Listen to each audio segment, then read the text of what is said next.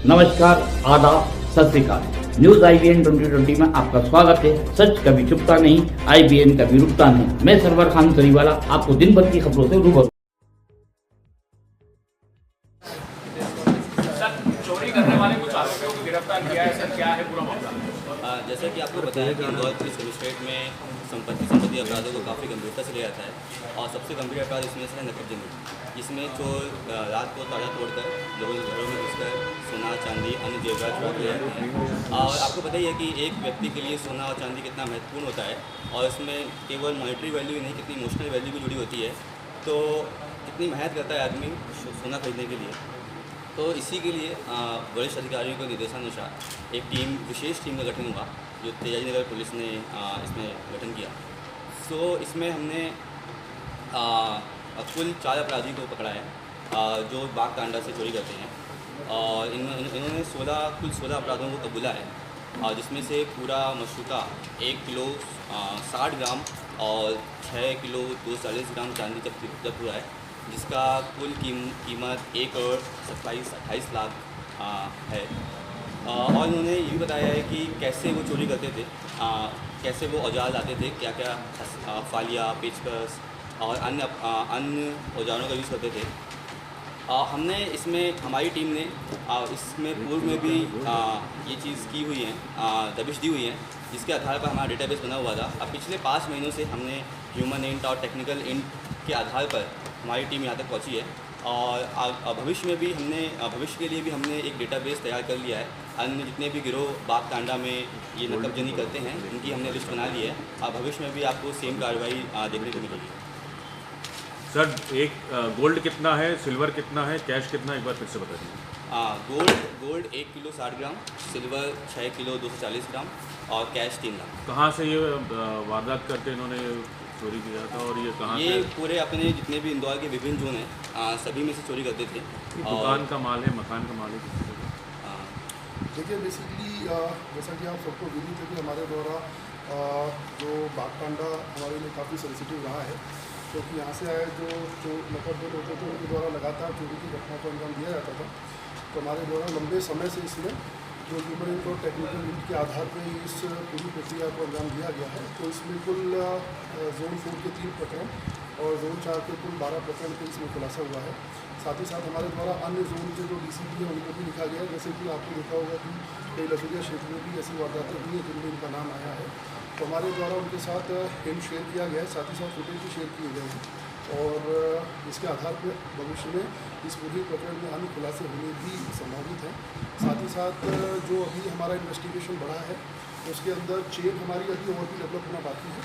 तो हमको ऐसा लगता है संभव तो आगामी कुछ और दिनों में हम इससे भी बड़ा खुलासा इस पूरे ही प्रकरण में करेंगे। तो ये विवेचना कंटिन्यूसली जारी। सर, ये दुकान में चोरी का माल जो जब्त हुआ है वो दुकान का चोरी का माल है या घर का है, क्योंकि सारे नए दिख रहे हैं जेवरात? देखिए, ये लोग क्या करते थे, जैसे जो उनकी मोडस ऑपरेंडी रहती थी कि ये लोग चोरी करते थे। चोरी करने के पश्चात ये एक जो इनके ऊपर, जैसे कि आप इसमें देख पाएंगे, रवि करके व्यक्ति है, तो सभी चोर मिलकर उसको पूरा सोना जेवरात उसको दे दिया करते थे। फिर इसका और जैसे कि जो सोनार वगैरह हो गए, जो ज्वेलरी शॉप वाले हो गए, उनके साथ इनका लिंक रहता था, जिनको ये सस्ते दामों पर चीज़ बेच दिया करते थे और तत्पश्चात उसको जला देते थे। तो इस प्रकार इनकी निशानदेही पे हमारे द्वारा कई सोनारों को इसमें चिन्हित किया गया, जिनसे हमारे द्वारा उन्होंने जो चोरी का माल खरीदना कबूला और उनसे जब्ती हमारे द्वारा सुनिश्चित की गई। सोनारों को भी आरोपी बनाया सर इसमें? देखिए, इसके अंदर 2-3 फैक्टर्स रहते हैं। जैसे हमको देखना होता है कि जो स्टोलन प्रॉपर्टी है, तो क्या आगामी व्यक्ति को पता है क्या कि वाकई स्टोलन प्रॉपर्टी है। और तो हमारा जो कि जैसे अभी बायोमेट्रिक से हम इसमें खुलासा किया, तो आगे इन्वेस्टिगेशन जैसे बढ़ेगा तो सबूतों के आधार पर हम ये सुनिश्चित करेंगे कि अगर उनको पता था पहले से ही कि अगर इसके अंदर ये स्टोलन प्रॉपर्टी है, तो उनको भी डेफिनेटली पूरी प्रकरण में आरोपी बनाया। फिर घर पे दबिश देते थे तब क्या मिलते नहीं थे, घर से बाहर रहते थे अधिकतर इनका? देखिए, जैसे कि आप पूरे ही प्रकरण में देखेंगे तो जो नेफिस जो हमारा फिंगरप्रिंट जो रहता है, ये महाराष्ट्र से भी फिंगरप्रिंट में फरार है, सीहोर से भी फरार है। तो इस प्रकार ये अंतर्राज्यीय गिरोह है, जो ना केवल इंदौर के अंदर बल्कि महाराष्ट्र का हो गया और देश के अन्य राज्यों के अंदर भी इस प्रकार की वारदात को अंजाम दिया करते थे। तो मोस्ट ऑफ द टाइम हमारे लिए इनको पकड़ना इसलिए डिफिकल्ट रहता था क्योंकि मोस्ट ऑफ द टाइम या तो ये किसी अन्य जेल में निरुद्ध रहते थे या फिर ये किसी अन्य जगह पर वारदात करके फरार रहते थे। तो इसके लिए हमारे द्वारा पिछले 5 5 महीनों से, जैसे कि आदित्य ने बताया कि पिछले 5 महीनों से लगातार टेक्निकल इंटेलिजेंस हमारे द्वारा गैदर किया जा रहा था, साथ ही साथ ह्यूमन इंट भी हमारे द्वारा इसमें बनाया गया था। तो उस प्रभाव से जब हमको इनकी उपस्थिति का पता चला, जब हमें टीम भेज के उनको हम लोग कितने राज्यों की पुलिस को तलाश थी सर? देखिए, इसमें जिनकी हमें तलाश थी उनको विशाखापट्टनम पुलिस लेके गई है। तो इस प्रकार ये तो नहीं कह सकते कितने राज्यों की पुलिस को इनकी तलाश थी, बट ये डेफिनेटली हम कह सकते हैं कि आपराधिक रिकॉर्ड के आधार पर कि इनके द्वारा देश के कई राज्यों में लगातार इस प्रकार की घटनाक्रम को हमेशा अंजाम दिया जाता है। ये विशाखापट्टनम जिसे ले गई है उसका क्या रोल है? देखिए, हमारी काफ़ी चोरियों में भी वो वांटेड है, तो अभी हम भी उसको प्रोडक्शन वारंट वहाँ से लेके आएंगे। और बेसिकली ये जो, जैसे कि मैंने आपको बताया कि ये एक गैंग ऑपरेट होता है कि नीचे लेवल पे लोग चोरी करते हैं, उसके ऊपर कुछ कम लोग होते हैं पिरामिड के सॉर्ट में जो इसे माल खरीदते हैं, फिर वे उसके ऊपर जाके और लोग कम हो जाते हैं जिनमें माल पूलिंग करते हैं, फिर अल्टीमेटली कुछ ही चुनिंदा लोग होते हैं जो पूरा माल खपाते हैं। तो इस प्रकार एक पिरामिड का निर्माण होता है।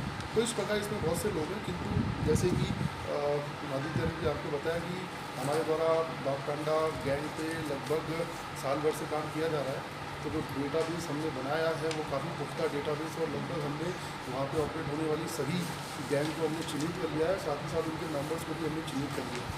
आगामी दिनों में हमारे द्वारा वहाँ पे और भी रेड की जाएंगी जो हमारे कठोर में वांटेड आरोपी उनकी तलाश में। तो इस प्रकार हमारे द्वारा एक पुख्ता डेटाबेस उनके विषय में तैयार किया गया।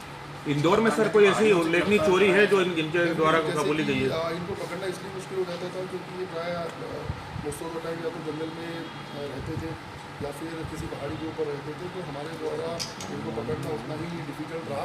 किंतु जैसा कि मैंने आपको बताया कि पुख्ता टेक्निकल और ह्यूमन के आधार पर जब हमको उनके विषय में पता चला तो विशेष टीम हमारे द्वारा गठित करके उनको राउंड अप किया गया। सर, शहर में भी उनके कोई लोग हैं जो मुझे बताते हैं कि यहाँ से चोरी कर रहे हैं? देखिए, ऐसा तो नहीं, इसके अंदर ऐसा तो डायरेक्टली नहीं कहा जा सकता, किंतु हाँ, जिन लोगों की इसमें संलिप्तता है वे सभी हमारे द्वारा आइडेंटिफाइड किए जा चुके हैं इस पूरे ही प्रकरण के अंदर। सर, ये माल रिकवर कहाँ से किया, मतलब आज पकड़ा?